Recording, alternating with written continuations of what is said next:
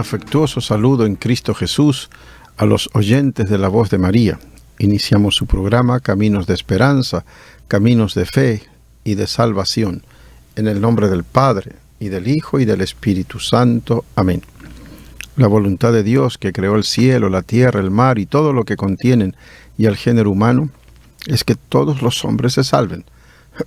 Por eso nos envió a su Hijo unigénito, Jesucristo, que nació de la Virgen María, padeció, murió y resucitó, para librarnos del pecado y de la muerte, y podamos gozar para siempre de la vida de Dios, Padre, Hijo y Espíritu Santo. Por eso iniciamos siempre este programa escuchando la palabra de Dios. Dios dice, este es mi Hijo amado, escúchenlo. Tenemos que escuchar al Señor y lo que nos enseña la Iglesia. El Antiguo Testamento ya anuncia a Cristo. Es como la aurora. El Nuevo Testamento ya está Cristo Jesús, el Hijo de Dios, como el sol del mediodía. Y en la Iglesia brillan también los santos, que han sido fieles a Jesús y a María y han hecho mucho bien a la Iglesia, que es la asamblea de los creyentes en Cristo Jesús, los bautizados, en el nombre del Padre y del Hijo y del Espíritu Santo. Entre los santos que se celebran en el mes de febrero, tenemos al Beato Pío IX, Papa, y también al Santo Hermano Miguel, ecuatoriano. El Beato Pío IX fue el Papa número 255 de la Iglesia Católica, electo en el año 1846. Su nombre de pila era Giovanni Maria Mastai. Giovanni en italiano es Juan, o sea, Juan María. De su pontificado sobresale la institución de muchas sedes episcopales, la promulgación del maravilloso dogma de la Inmaculada Concepción, la Virgen María purísima, desde el instante primero de su existencia, y la convocación del Concilio Vaticano I, que acentuó mucho la infalibilidad del Papa, del sucesor de Pedro, en materia de fe y costumbres, cuando se pronuncia solemnemente ex cátedra. Durante toda su vida fue muy devoto de la Santísima Virgen María y del Sagrado Corazón de Jesús. Fue beatificado por el Papa San Juan Pablo II el día 3 de septiembre del año 2000. Beato Pío IX ruega por nosotros. Más adelante en el programa vamos a leer un poco la vida del Santo Hermano Miguel, ese sabio y docto santo ecuatoriano. Considera, Señor, tu alianza y no olvides sin remedio la vida de tus pobres. Levántate, Señor, defiende tu causa y no olvides las voces de los que te buscan. Oh Dios, que en tu inescrutable providencia deseas asociar a tu Iglesia a la pasión de tu Hijo, concede el espíritu de paciencia y caridad a los fieles perseguidos por causa de tu nombre, para que sean hallados testigos fieles y veraces de tus promesas. Te lo pedimos por nuestro Señor Jesucristo, tu Hijo, quien vive y reina contigo en la unidad del Espíritu Santo y es Dios por los siglos de los siglos. Amén. Esta oración por los cristianos perseguidos. A veces nos centramos en los mártires de los primeros siglos. A lo largo de todos los siglos ha habido mártires. Y hoy la Iglesia Católica es cruelmente perseguida. Muchos pierden sus trabajos, tienen que huir, pierden la vida, solo por ser cristianos. Y no se diga cuántos misioneros también son mártires. Entonces pidamos para que estos hermanos se mantengan firmes en la fe hasta la muerte y conquisten la vida eterna. La primera lectura del libro del Génesis. Dijo Dios, agítense las aguas con un hervidero de seres vivientes, y revoloteen sobre la tierra las aves, bajo la bóveda del cielo.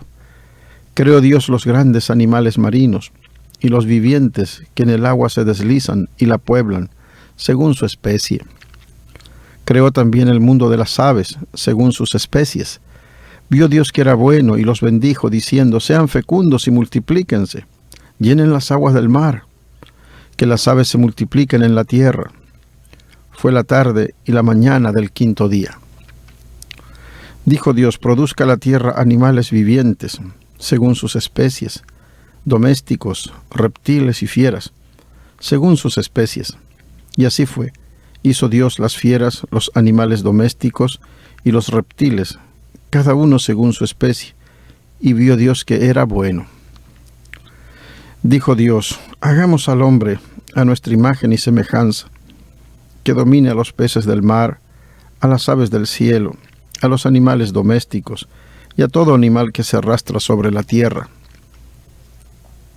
Y creó Dios al hombre a su imagen, a imagen suya lo creó, hombre y mujer los creó, y los bendijo Dios y les dijo: sean fecundos y multiplíquense, llenen la tierra y sométanla, dominen a los peces del mar, a las aves del cielo, y a todo ser viviente que se mueve sobre la tierra. Y dijo Dios: he aquí que les entrego todas las plantas de semilla que hay sobre la faz de la tierra, y todos los árboles que producen frutos y semilla, para que les sirvan de alimento, y a todas las fieras de la tierra, a todas las aves del cielo, a todos los reptiles de la tierra, a todos los seres que respiran. También les doy por alimento las verdes plantas. Y así fue. Vio Dios todo lo que había hecho y lo encontró muy bueno. Fue la tarde y la mañana del sexto día. Así quedaron concluidos el cielo y la tierra con todos sus ornamentos, y terminada su obra descansó Dios el séptimo día de todo cuanto había hecho. Dios bendijo el séptimo día y lo consagró, porque ese día cesó de trabajar en la creación del universo.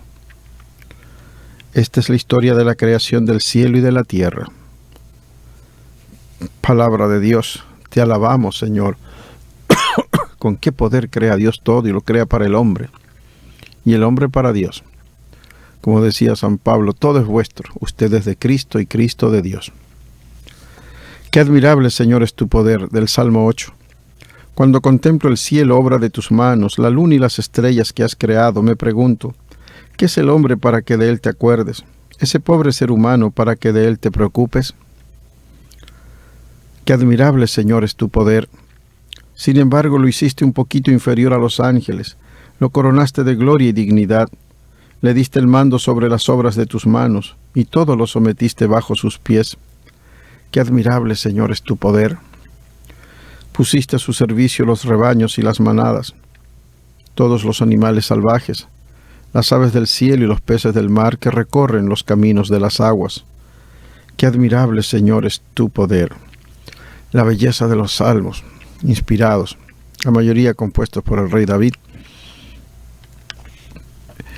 no han sido superados porque están escritos por el Espíritu Santo, el verdadero autor de la Sagrada Escritura, para alabar a Dios y reconocer sus maravillas y su poder. Aleluya, aleluya. Inclina, Dios mío, mi corazón a tus preceptos y dame la gracia de cumplir tu voluntad. Aleluya. Del Santo Evangelio de nuestro Señor Jesucristo, según San Marcos. Gloria a ti, Señor. En aquel tiempo se acercaron a Jesús los fariseos y algunos escribas venidos de Jerusalén. Viendo que algunos de los discípulos de Jesús comían con las manos impuras, es decir, sin habérselas lavado, los fariseos y los escribas le preguntaron: ¿por qué tus discípulos comen con manos impuras y no siguen la tradición de nuestros mayores? Los fariseos y los judíos en general no comen sin lavarse antes las manos hasta el codo, siguiendo la tradición de sus mayores. Al volver del mercado no comen sin hacer primero las abluciones, y observan muchas otras cosas por tradición, como purificar los vasos, las jarras y las ollas. Jesús les contestó: qué bien profetizó Isaías sobre ustedes, hipócritas, cuando escribió: este pueblo me honra con los labios, pero su corazón está lejos de mí. Es inútil el culto que me rinden, porque enseñan doctrinas que no son sino preceptos humanos. Ustedes dejan a un lado el mandamiento de Dios para aferrarse a las tradiciones de los hombres. Después añadió: de veras son ustedes muy hábiles para violar el mandamiento de Dios y conservar su tradición. Porque Moisés dijo: honra a tu padre y a tu madre. El que maldiga a su padre o a su madre morirá. Pero ustedes dicen: si uno dice a su padre o a su madre: todo aquello con que yo te podría ayudar es corbán, es decir, ofrenda para el templo, ya no puede hacer nada por su padre o por su madre. Así anulan la palabra de Dios con esa tradición que se han transmitido, y hacen muchas cosas semejantes a esta. Palabra del Señor. Gloria a ti, Señor Jesús. Qué fuerza y qué valor de Jesús para denunciar la dureza del corazón de escribas y de fariseos, ¿no? Están muy apegados a cosas aparentemente que son buenas, pero el corazón está lejos de Dios. Falta el amor a Dios, la misericordia, la justicia, y eso nos puede faltar también a nosotros muchas veces. En el Pan de la Palabra, de Editorial San Pablo, siempre hay comentarios que se inician con una oración. Señor, te damos gracias porque nos concedes una vez más la oportunidad de escuchar y meditar tu palabra. Envíanos tu Santo Espíritu para que, acogiéndola con disponibilidad y sencillez de corazón, ella pueda transformar nuestra vida. Amén. Que por la palabra nuestra vida se transforme, cambien de vida y de corazón, dice el Señor. Por eso es importante escuchar la palabra y cumplirla. Hagamos al hombre a nuestra imagen y semejanza. Si en los primeros 4 días Dios había creado la luz, las aguas, el día y la noche, ahora el relato del Génesis nos dice con su lenguaje particular, sencillo y verdadero, cómo nació en la tierra la vida. Primero la vida en las aguas marinas, luego en la tierra, con toda clase de animales, y finalmente la primera pareja humana. En este último día vio Dios que todo lo que había hecho era muy bueno. El hombre y la mujer aparecen como la cumbre de la creación. Todo lo demás, animales, plantas, estaba previsto al servicio de ellos. El día 7º descansó Dios de todo el trabajo que había hecho, frase en la que se motiva el descanso del día 7º de la semana judía, el sábado. Sábat significa descanso. Dejan a un lado el mandamiento de Dios para aferrarse a la tradición de los hombres. La discusión entre Jesús y los fariseos. De nuevo hay algunos que han venido de la capital, Jerusalén, y ahora discuten por la cuestión de lavarse bien las manos antes de comer. Ciertamente un tema que a nosotros no nos parece demasiado importante, pero que le sirve a Jesús para dar enseñanzas de conducta a sus seguidores. Jesús rechaza una vez más el excesivo legalismo de algunos letrados. Del episodio de las manos limpias pasa a otros que a él le parecen más graves, porque a base de interpretaciones llegan a anular el mandamiento de Dios, que sí es muy importante, con la excusa de tradiciones o normas humanas. Dejan a un lado el mandamiento de Dios para aferrarse a la tradición de los hombres. Puede pasar a nosotros. No escuchamos la voluntad de Dios, no escuchamos lo que nos dicen nuestros padres o personas prudentes y seguimos en lo mismo, ¿no? Y no avanzamos. Entonces que Dios nos dé la luz para poder cumplir su voluntad, sus mandamientos. En el libro del Génesis leemos con agrado esta narración que no pretende ser científica o histórica estrictamente, pero que presenta una verdad religiosa muy importante. Nos está diciendo que todo procede de Dios y que todo lo ha pensado para bien de la raza humana, creada a su imagen y semejanza. Por una parte miramos a Dios, el Creador, el que nos comunica su ser y su vida. Todo lo bendice y lo llena de su amor. Esta primera creación la completará con la nueva y definitiva creación en Cristo Jesús, en la que nos comunicará de modo más pleno todavía la participación en su vida divina, como hijos llamados a participar de su gloria. Por otra parte, contemplamos la belleza y bondad de todo lo creado. Desde los espacios en el universo separados por millones de años luz, hasta los más simpáticos colores de una flor o de una mariposa. Aquí es donde los ecologistas pueden encontrar la mejor motivación de su empeño por la defensa de la naturaleza. También aquí podríamos reafirmar nuestra postura positiva hacia el cosmos, como obra de Dios para nosotros, sobre todo en el domingo, día de un reencuentro continuado, también con la naturaleza, un día santo dedicado a Dios y al descanso. Descanso y regocijo nuestro. Finalmente recordamos que Dios creó a la pareja humana, Adán y Eva. Creó al hombre a su imagen. A imagen de Dios lo creó, hombre y mujer los creó. Ahí se afirma la dignidad y la igualdad del hombre y de la mujer. Los dos, hombre y mujer, imagen y semejanza de Dios. ¿Tenemos también nosotros la tendencia a aferrarnos a la letra y descuidar el espíritu? ¿En qué nos escudamos para disimular nuestra pereza o para no practicar la caridad y la justicia? Señor Jesús, danos tu gracia para que podamos honrar a Dios Padre de corazón y con obras de amor, antes que de palabra y solo exteriormente. Amén. Un mandamiento nuevo os doy, dice el Señor, que os améis los unos a los otros. Procuremos amarnos. Allí está Dios. Donde hay caridad y amor, allí está el Señor. Les decía que en el mes de febrero también se celebra a San Miguel Febres Cordero Muñoz, distinguido santo ecuatoriano. Aprendamos de él. Realmente la fiesta está para el 9 de febrero. El 21 de octubre del año 1984 fue solemnemente canonizado el hermano Miguel Febres Cordero Muñoz, sabio académico, eminente educador y santo. Su nombre de bautismo era Francisco. Nació en Cuenca, Ecuador, el 7 de septiembre del año 1854. Su vida fue un camino recto, constante, en busca de la perfección cultural y espiritual que conquistó en sumo grado y heroicamente. Sin embargo, un velo de tristeza bajó sobre su cuna cuando sus padres se dieron cuenta de que tenía los pies deformados, lo que significó motivo de sufrimiento durante toda su vida. En su hogar fue educado en el santo temor de Dios y en la devoción a la Virgen María. Cuando en 1863 los hermanos de las escuelas cristianas, los hermanos lasallanos, llegaron a Cuenca, Francisco fue uno de sus primeros alumnos y se sintió inmediatamente fascinado ante el contacto con los religiosos y el amor al estudio y a la disciplina que éstos profesaban. De esta admiración nació en él un irresistible deseo de ser religioso lasallano, pero se topó con la obstinada oposición de sus padres. Estoy pensando en el colegio, estamos pensando en el colegio San José Lasalle, ¿no?, de los hermanos cristianos.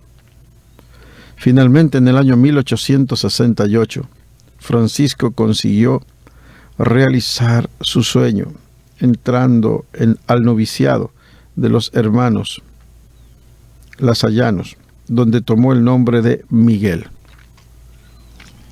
Al profesar la vida religiosa, muchos cambian de nombre, ¿no?, para empezar una vida nueva. Durante casi 40 años, el hermano Miguel enseñó en las escuelas de Quito, revelándose como un gran estudioso del castellano, su idioma materno. La falta de libros didácticos adecuados lo llevó a componer gramáticas y manuales de enseñanza en los que se encuentran indicaciones claras e idóneas. Era un excelente profesor y, siendo joven aún, recibió la invitación para enseñar por cierto tiempo en la Academia Militar, donde conquistó la admiración y la amistad de los cadetes, sus alumnos. Se convirtió también en notable escritor y poeta. Por sus méritos literarios, el hermano Miguel fue elegido miembro de la Academia Ecuatoriana de Letras. Su disertación de ingreso versa sobre la influencia del cristianismo en la moral, en las ciencias y en las artes. Bien definida su vocación, ¿no?, sin duda. La misión a la que el hermano Miguel se consagró con predilección fue la catequesis de los niños y especialmente la preparación para su primera comunión. Su catecismo está enriquecido con versos sencillos y delicados, como esta estrofa, ejemplo de su profunda devoción a la Virgen María.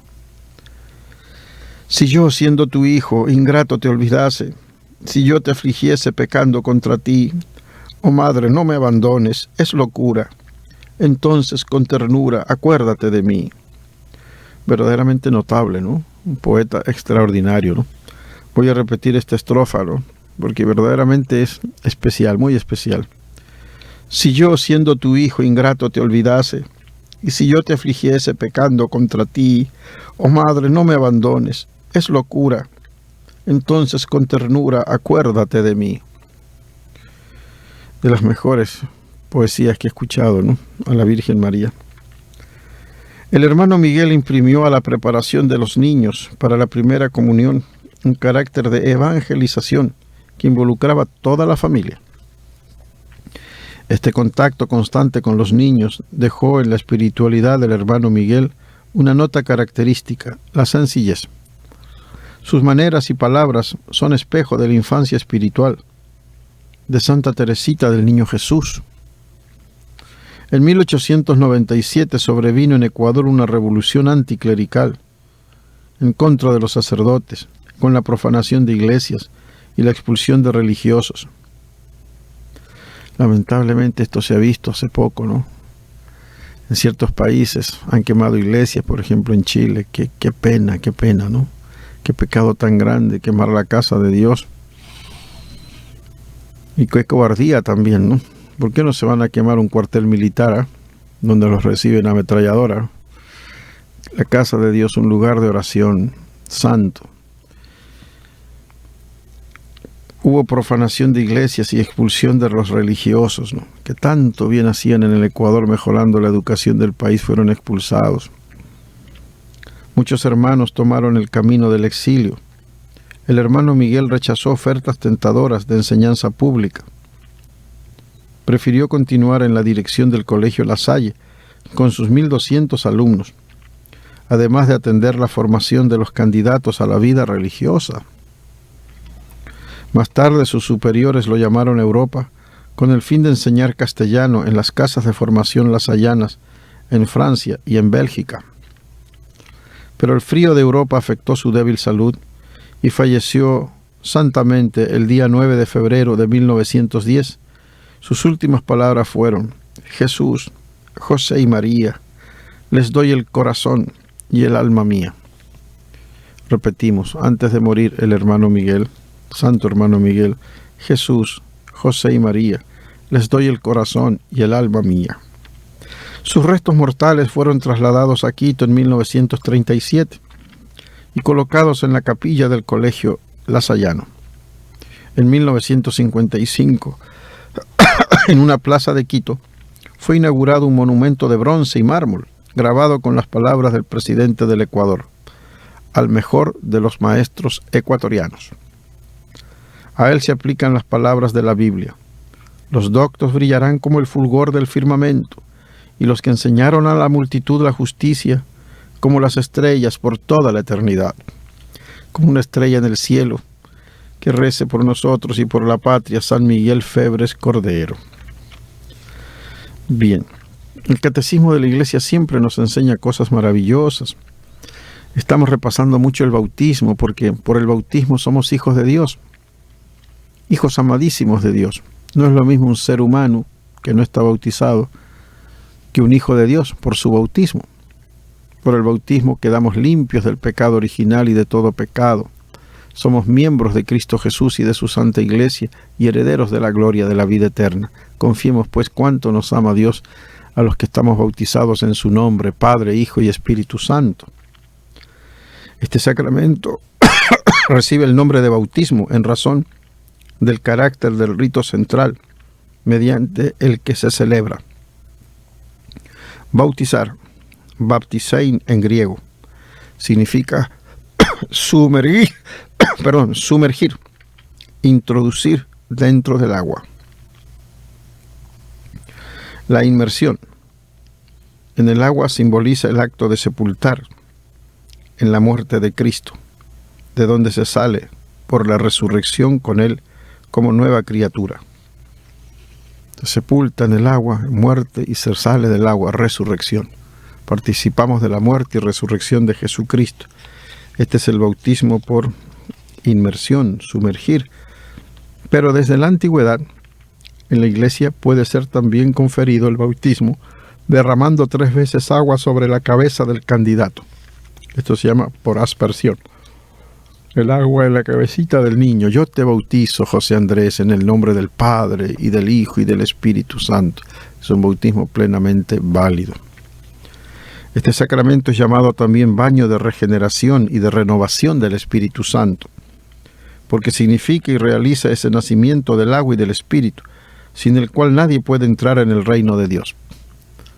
Se nos abren las puertas del reino de Dios por el bautismo. Este baño se llama iluminación, para dar a entender que son iluminados los que lo reciben y aprenden estas cosas. Habiendo recibido en el bautismo al Verbo, la luz verdadera que ilumina a todo hombre, el bautizado, tras haber sido iluminado, se convierte en hijo de la luz y en luz él mismo. Qué interesante, Jesús dice que nosotros somos la luz del mundo, ¿no? Como se enciende una vela y se pone sobre el candelero para que ilumine a todos los de la casa. Todo bautizado está llamado a ser luz, verdad, claridad, amor. Dice San Gregorio Nacianceno en su obra Oraciones lo siguiente, que es muy importante, muy interesante, ¿no? El bautismo es el más bello y magnífico de los dones de Dios. Lo llamamos don, gracia, unción, iluminación, vestidura de incorruptibilidad, baño de regeneración, sello y todo lo más precioso que hay.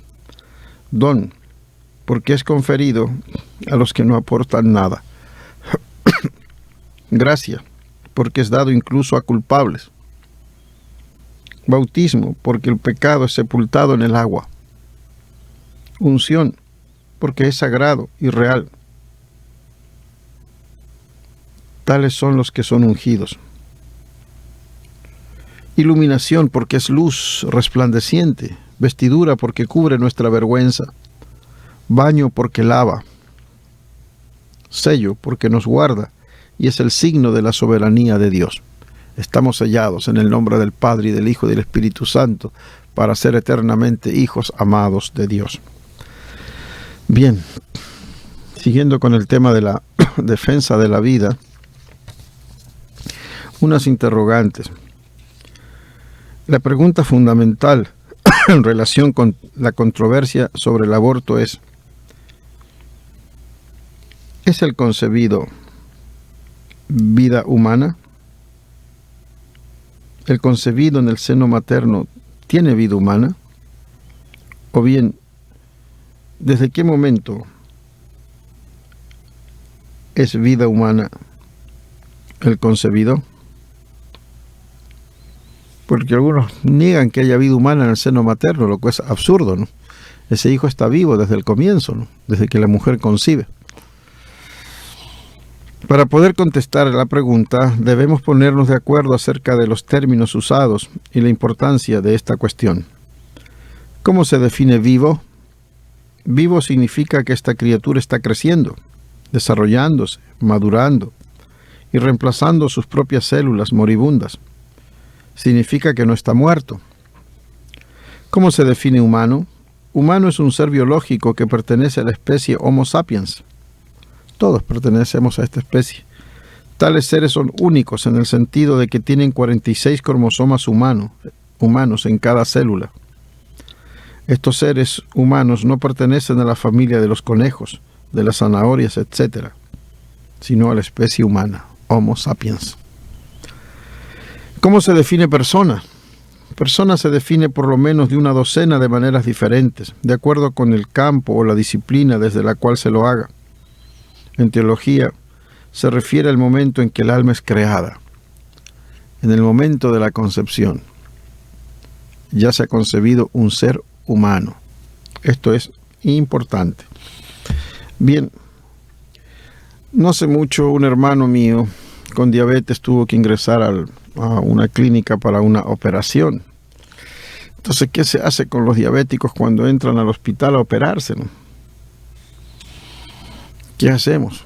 Le damos pastillitas, le aplicamos insulina, come o no come. ¿Cómo se debe preparar bien para la operación? De eso vamos a hablar un momento.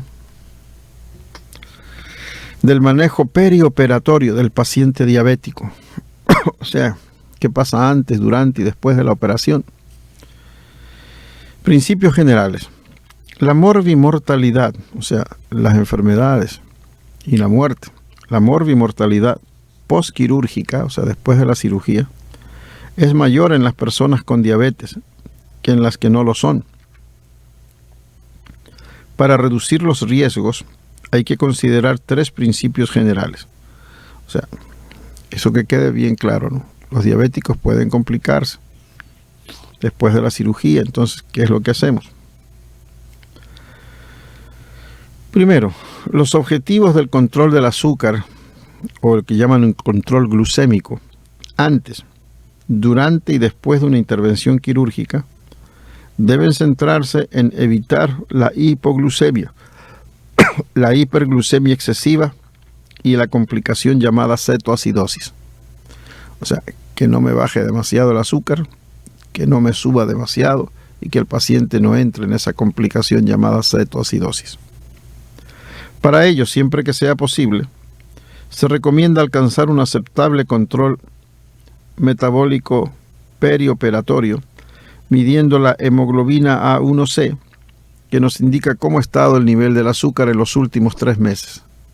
Está bien que se controle el azúcar en el dedito con un lápiz allí que casi no se siente, ponen la tirilla y la maquinita le dice cuánto tiene, eso está muy bien, pero hay una prueba en sangre que se hace en laboratorio, se llama hemoglobina A1C, y que indica cómo ha estado el azúcar en los últimos 3 meses, porque el azúcar puede variar, subir, bajar.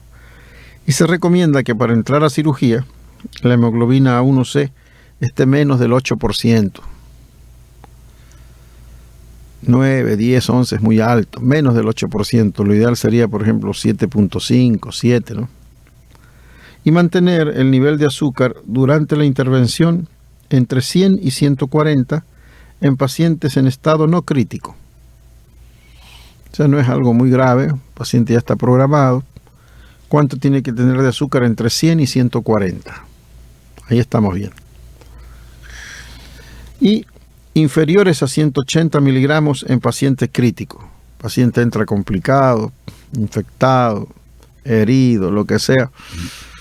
¿Cuánto tenemos que tener de azúcar en estos pacientes críticos? Menor a 180. O sea que si tiene 160, 170, no hay que preocuparse. En el paciente crítico hay que ser menos exigente porque tiende a elevarse más el azúcar en ellos. Entonces, repetimos, si el paciente no está en estado crítico, no es una situación grave, el nivel de azúcar que se recomienda de 100 a 140 durante la intervención.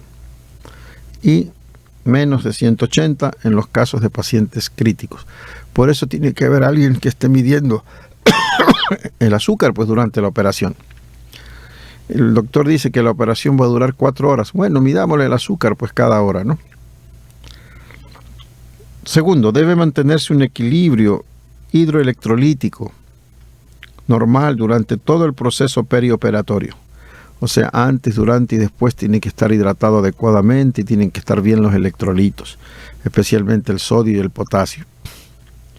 De esa manera el paciente va bien hidratado, ni poco ni mucho, sino lo que corresponda. Y los niveles de sodio y potasio como corresponden. Eso se llama un equilibrio hidroelectrolítico. Antes, durante y después de la operación. Tercero, debe reanudarse lo antes posible la alimentación oral y las dosis de insulina subcutánea habitual del paciente. Pronto que coma, ¿no? Claro, depende también del tipo de operación, ¿no? Pero mientras más pronto coma es mejor y que vuelva a las dosis de insulina que tenía habitualmente. Doctor, yo todas las mañanas me inyectaba una dosis de insulina Lantus, 40 unidades. Hay que volver pronto a eso. O yo me inyectaba todos los días una insulina NPH, 30 unidades en la mañana y 10 unidades en la noche. Hay que volver pronto a eso, a la dosis habitual de insulina del paciente. Hablemos de cirugía mayor ahora. En la cirugía mayor electiva, o sea, está programada, ¿no? Se recomienda ingresar al paciente 24 a 48 horas antes de la intervención, con el fin de optimizarlo metabólicamente y valorar la presencia de complicaciones diabéticas. 24 a 48 horas antes de ingresar, ¿no? No hacerlo todo ahí al vuelo. Mejor que esté un día o 2 días antes de la operación y medir su azúcar, cómo va, y observar al paciente sus signos vitales, hidratarlo, en fin, que llegue de la mejor manera a la operación. El día de la intervención quirúrgica por la mañana se sustituye la dosis de insulina subcutánea Se suspende la insulina subcutánea, recomiendan aquí en cirugía mayor, y se inicia una infusión intravenosa de insulina de acción rápida, con el aporte necesario de potasio y solución glucosada al 5 o al 10%. Miren qué interesante, ¿no? Estos esquemas son españoles, ¿ah? Esto es un libro de medicina de urgencias de España, ¿no? Muy reconocido. Ellos prefieren manejarlo con una dosis de insulina rápida intravenosa, una infusión intravenosa que tiene dextrosa, o sea, azúcar, al 5 o al 10%, depende del caso, más insulina. Y eso lo pasan por una bomba de infusión a una dosis precisa.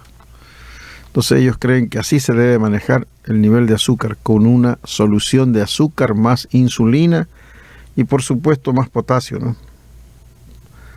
Porque se puede bajar el nivel de potasio. Entonces, solución tiene azúcar, tiene insulina, tiene potasio, y a una dosis precisa que el médico calcula. Esa es la mejor forma de mantener el azúcar, que ni se suba ni se baje. Hay que determinar el nivel de azúcar, o sea, la glucemia, cada hora durante la intervención, lo que estábamos hablando antes. Habrá una enfermera ahí que se dedique a eso, a pinchar el dedito. Y cada 2 a 4 horas antes y después de la cirugía. Interesante lo que dicen aquí, ¿eh? Por ejemplo, antes de la cirugía un control cada 4 horas. Después de la cirugía puede ser controlar cada 2 horas o cada 4 horas el nivel de azúcar. Cuando sea posible se reanuda la alimentación oral, como habíamos dicho, y ya se interrumpe la infusión intravenosa de insulina y se vuelve a las dosis de insulina subcutánea. Preferiblemente el esquema basal bolo corrección. ¿Qué será esto? Cuando ya termina la infusión de insulina, pasó la operación, nos vamos a la insulina subcutánea con el esquema basal bolo corrección. La insulina basal se refiere a una insulina prolongada para mantener un buen nivel de azúcar antes del desayuno. Es clásica, por ejemplo, la insulina Lantus, que se aplica al paciente. Unos se lo aplican en la mañana, otros al mediodía, otros en la noche. Bueno, la idea es que con esa dosis de insulina lenta, que dura 24 horas, más o menos, el paciente amanezca con un buen nivel de azúcar. Es lo que llaman la insulina basal. Segundo, la insulina en bolo se refiere a la insulina que se administra antes de las comidas, para que no se dispare el azúcar después de la comida. Entonces hay una formulita de acuerdo a cómo está el azúcar antes de las comidas para dar una dosis de insulina rápida o cristalina. La fórmula es sencilla, es glucosa del paciente o azúcar del paciente menos 100 dividido para 40. Por ejemplo, detectamos antes del almuerzo que tiene 300, se nos disparó. Hay que aplicar la fórmula 300, que es el azúcar del paciente, menos 100, es 200, ¿no? 300 menos 100 es 200, y lo dividimos para 40. 200 dividido para 40 nos va a dar unas 5 unidades por lo menos de insulina rápida que hay que aplicar. Eso es lo que se llama la insulina en bolo. Y también hay una insulina que se llama de corrección. Si pasó de 200, hay que corregir. Hay que corregir, ¿no? Esto es lo que estábamos diciendo hace un momento, según la fórmula. Glucosa del paciente menos 100 dividido para 40. En cuanto a los bolos que hablábamos, realmente eso se lo programa, ¿no? Por ejemplo, un bolo de 4 unidades antes del desayuno, 6 unidades de insulina rápida antes del almuerzo, 4 unidades de insulina antes de la cena. Sí, eso es realmente en bolo. Tenemos que hacer ahí una aclaración, ¿no? El bolo es la cantidad de insulina rápida antes de las comidas para que no se suba demasiado el azúcar. Bien, y la corrección, de acuerdo a la fórmula que decíamos, si se nos pasa de, por ejemplo, de 200, sumar un poquito más de insulina. Se puede añadir al bolo un poquito de insulina para corregir. Interesante los que han hecho esto, porque se han dado cuenta que parece que después de comer sube mucho el azúcar. Entonces tenemos que hacer este bolo ya programado más una corrección si es que el azúcar está muy alta. Bien, estas dosis de insulina basal, bolo y corrección es la más utilizada ahora, ¿no? Ahora, cirugía menor o técnica diagnóstica invasiva. ¿Qué pasa si tiene que entrar a una cirugía menor o a una técnica diagnóstica, ¿no? Tal vez una endoscopía, una cistoscopía, una colonoscopía, una cirugía menor, tal vez una sutura, una extracción de uña o de un lunar. Si hay cirugía menor, se recomienda la indicación insulina basal, bolo, corrección, que hablábamos hace un momento. Dice lo mismo que ocurre en el paciente tratado con glucocorticoides y en otras situaciones especiales. Es prioritario utilizar la indicación insulina basal, bolo y corrección durante el ingreso hospitalario, antes de la cirugía, y realizar determinaciones del azúcar en el dedo, o sea, glucemia capilar, cada 2 o 4 horas, con los ajustes correspondientes. Si se eleva mucho, hay que corregir. Entonces, fíjense ustedes, ¿no?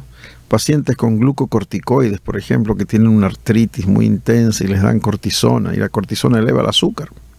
Entonces, hay que tener presente eso, cómo bajamos el azúcar, ¿no? Recomiendan, pues, este esquema, insulina basal, bolo y corrección, y un control frecuente del azúcar cada 2 o 4 horas. Se distinguen dos situaciones en relación con el horario de la intervención. Si la cirugía se realiza por la mañana, antes de las 12 del día, se administra la dosis habitual de insulina basal el día anterior. Está acostumbrado. Yo me pongo, doctor, 40 unidades de insulina Lantus. Bueno, el día anterior póngasela. Se recomienda ayuno nocturno. Claro, no hay que comer en la noche. Y a las 8 o 9 horas del día de la intervención, se administra una solución de glucosa al 5% a un ritmo de 100 mililitros por hora. Fíjense, 8 o 9 de la mañana, un suerito de dextrosa, de azúcar, a un ritmo de 100 mililitros por hora. O sea, unos poco más de 2 litros al día. No se administra la insulina en bolo del desayuno. Claro, porque está en ayunas. Pero sí cuando es necesaria, si la glucemia pasó de 150. La pauta de corrección o rescate cada 4 a 6 horas. O sea, cada 4 o 6 horas se está midiendo el azúcar y se puede corregir con dosis pequeñas de insulina. Eso sí hay que hacerlo. Entonces, a estos pacientitos básicamente los dejan con una dextrosa al 5% y correcciones de insulina cada 4 o 6 horas.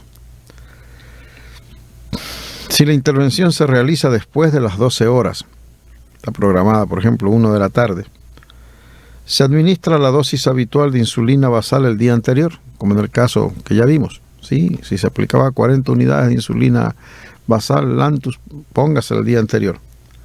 Se desayuna con la dosis habitual de insulina. O sea, lo que se pone antes del desayuno, ¿no? Para bajar, que no se sube el azúcar después de desayunar. Ayuno posterior, ya no almorzar. Y desde por lo menos 1 hora antes de la cirugía, se inicia la infusión de solución glucosada al 5%, lo mismo que vimos anteriormente, o dextrosa al 5%, a un ritmo de 100 mililitros por hora, igual que el caso anterior, junto con una dosis de corrección o rescate de insulina, si es necesaria, si la glucosa pasó de 150 miligramos. Entonces, qué interesante, ¿no? Utilizan sueritos de dextrosa para que no baje mucho el azúcar y van haciendo corrección si es que pasa de 150 miligramos. Esto es en las cirugías menores o técnicas diagnósticas invasivas, ¿no? Una endoscopía, cistoscopía, colonoscopía, etcétera, ¿no? Otras situaciones distintas a la pauta basal, bolo, corrección, o a la indicación basal, bolo, corrección, que es la más utilizada. Si el paciente estaba en tratamiento con insulina subcutánea NPH o insulinas con mezcla lenta y rápida, se administra la mitad de la dosis habitual antes de la cirugía. Mire, si el paciente utiliza esta insulina lenta, NPH, que es muy utilizada en nuestro medio, recomiendan la mitad de la dosis habitual antes de la cirugía. No sé qué tiempo antes, pero solo la mitad, puede ser el día anterior, la mitad nomás. Si el paciente tomaba antidiabéticos orales, como secretagogos, sulfonilurias o glinidas, no se administran en el día de la intervención.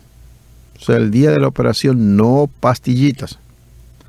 Y si tomaba metformina, hay que suspenderla 48 horas antes de la cirugía o de la técnica diagnóstica invasiva con contraste intravenoso. Esto hay que repetirlo.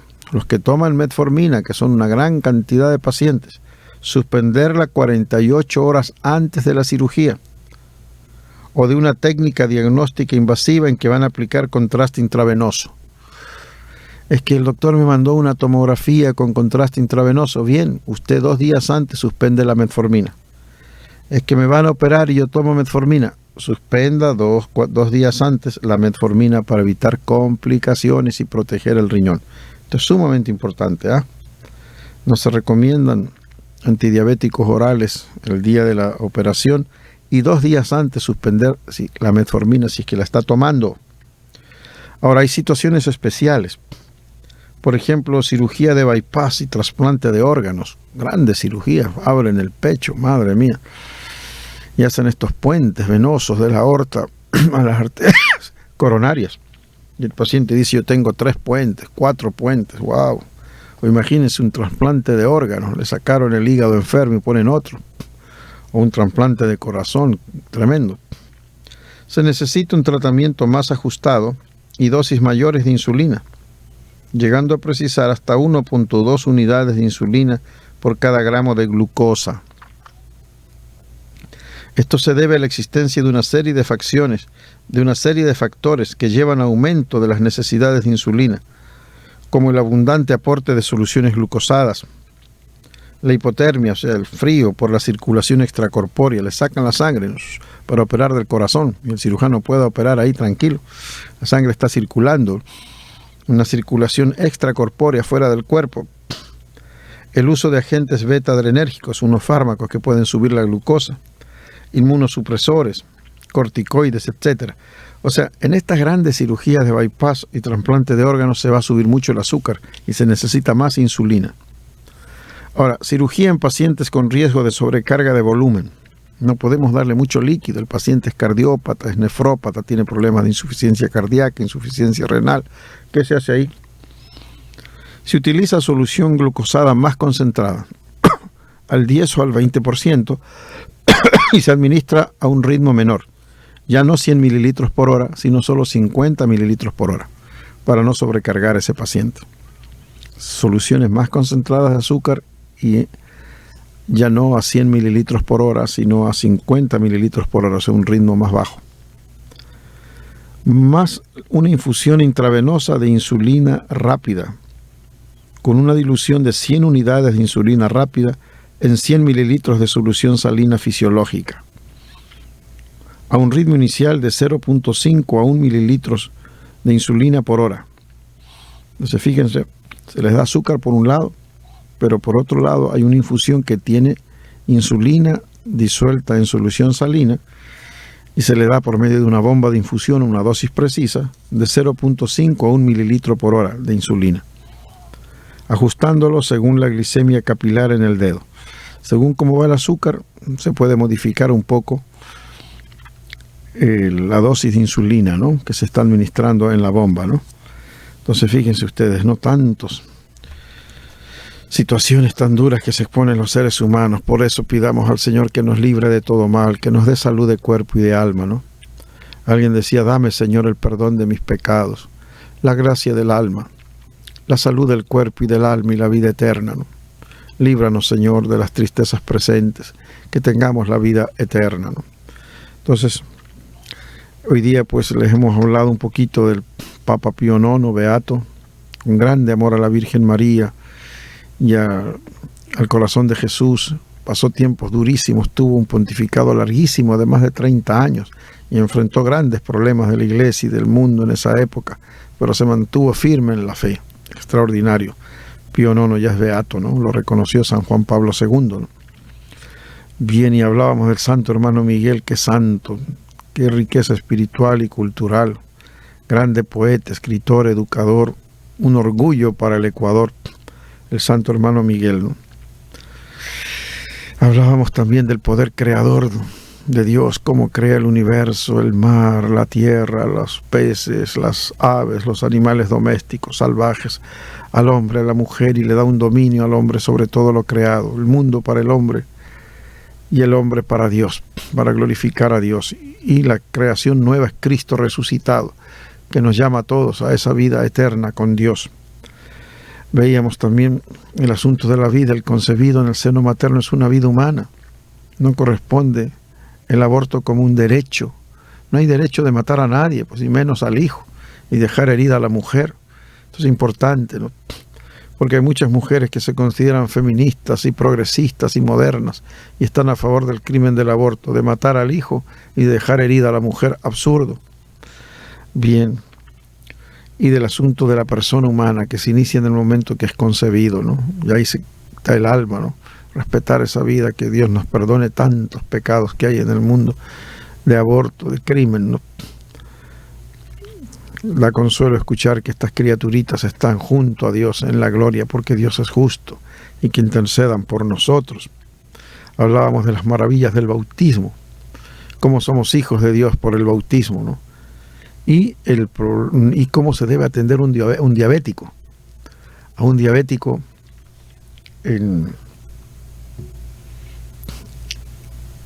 cuando se va a operar. Qué interesante cómo hay indicaciones para evitar que se baje mucho el azúcar. Les dan sueritos de azúcar, miren, ¿no? No, es que es diabético, sí, pero se le puede bajar mucho el azúcar y se puede morir también por una hipoglicemia. Y se compensa dando infusiones de insulina, ¿no? A determinada dosis, mililitros por hora de insulina, con una infusión, una bomba de infusión para que sea correcto. Como no corresponde tomar antidiabéticos orales el día de la cirugía y suspender la metformina que están utilizadas unos 2 días antes de una cirugía o de un diagnóstico que se va a utilizar medios de contraste. Hay que proteger a los riñones. Entonces, qué interesante, pues, grandes problemas, pero también grandes soluciones. Dios ha dado la ciencia a los médicos y a través de la medicina lleva también mucha salud a las personas. Y por supuesto el sacerdote, ¿no? El cura, ¿no? El sacerdote absolviendo los pecados, dando los sacramentos a Cristo mismo y con buenos consejos que pueden ordenar una vida, ¿no? Esto es importante también. El sacerdote ayuda con la curación del alma y también del cuerpo, ¿no? Si el alma está mejor, todo mejor. Hay que darle gracias también a los sacerdotes. Bien. También muy agradecidos por el Papa Francisco, esa visita que hizo en África, al Congo y al Sudán, a Sudán del Sur, zonas muy peligrosas por las guerrillas, las guerras civiles. Sin embargo, el Papa, a pesar de su edad, muy valiente, pidiendo por la paz, pidiendo por el perdón, y que esos países ya dejen de desangrarse por el odio y las guerras civiles, ¿no? Grande la misión del Papa. El Papa es muy amado y también hay muchos que lo critican, pero con estas misiones el Papa está diciendo: ustedes critican, yo trabajo, como me lo mandó el Señor. Llevar la paz, pastorear a las ovejas de la Santa Iglesia Católica. Esta iglesia se distingue porque tiene una madre, la Virgen Santísima. Ayúdanos, Virgen Santa. Me conmovió esa oración, esa frase del santo hermano Miguel, una poesía a la Virgen María. Me pareció muy impresionante, ¿no? El talento del santo hermano Miguel. Le repito: si yo, siendo tu hijo, ingrato te olvidase, si yo te afligiese pecando contra ti, oh madre, no me abandones, es locura, entonces con ternura acuérdate de mí. Fuera de serie, ¿no? El santo hermano Miguel. Encomendémonos pues a estos santos ecuatorianos en estos momentos de la patria, que hay tanto sufrimiento, tanta violencia, robo, crimen, extorsión, narcotráfico, ¿no? Pedir a estos santos que clamen al cielo para que vengan tiempos de paz, de seguridad y de progreso. A Santa Narcisa de Jesús, Santa Mariana de Jesús, Mercedes de Jesús Beata, Santo Hermano Miguel, y también a Víctor Emilio Moscoso, sacerdote jesuita mártir, que ya es beato, ¿no? Rezando el rosario lo acribillaron a balazos los enemigos de la fe, ¿no? Entonces, la sangre de los mártires es semilla de cristianos, que rueguen estos santos para que Dios nos proteja de tantos peligros. Y admirar, pues, la Iglesia Católica, no solo que tenemos una Madre, la Virgen Santísima. Este país está consagrado al corazón de Jesús y de la Virgen María. Debe ser un país santo, para eso estamos llamados, a ser santos, esa es la voluntad de Dios. Entonces, clamar a la Virgen y a los santos, eso se distingue en la Iglesia Católica. Creemos en la comunión de los santos, que los que están junto a Dios pueden interceder por nosotros. Nosotros podemos pedir por el alma de nuestros seres queridos, les beneficia esa oración, y los que están en el cielo pueden pedir por nosotros. Creemos en la comunión de los santos. Creemos también que Jesús fundó su iglesia, pero puso apóstoles, los 12 apóstoles. Allí son los pilares, la columna de la iglesia en la roca de Cristo. Y entre esos apóstoles se distinguió a Pedro. Pedro, apacienta mis ovejas. Pedro, te doy las llaves del reino. Si me amas, Pedro, apacienta mis ovejas. Y la Iglesia Católica tiene al sucesor de Pedro. Pedro, Lino, Clemente, hasta que llegamos al Papa Francisco. Entonces la Iglesia ahí se mantiene firme, hay una cabeza. Pedro, piedra firme. Bien, hablando de Pedro, llegó Pedrito. Me dice, ya terminamos. Entonces, Dios los guarde. Bendiciones con Jesús, José y María. Nos vemos la próxima semana, Dios mediante.